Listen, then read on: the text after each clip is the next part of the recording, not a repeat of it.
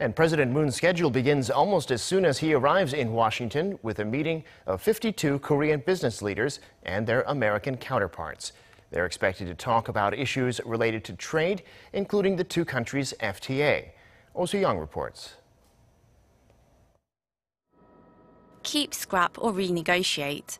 The future of Korea's free trade agreement with the U.S. is anticipated to be one of the biggest issues on the table at the two-day bilateral summit in Washington, where President Moon Jae-in and 52 Korean corporate leaders will meet their American counterparts.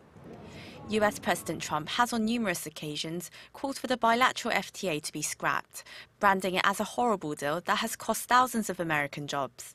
His officials, however, have been more cautious with their words, suggesting that a milder renegotiation of the terms is more likely.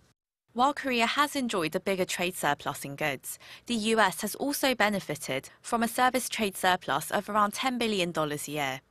And Korean investment in the US has created more than 47,000 American jobs.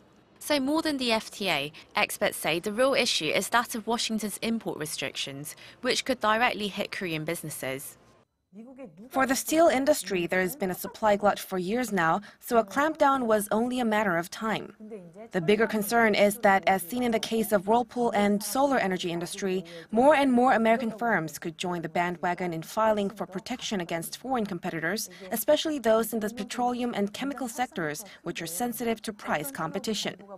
Experts say Korean officials should emphasize how the FTA has benefited the US, while corporate leaders could show their commitment to helping boost American production and jobs.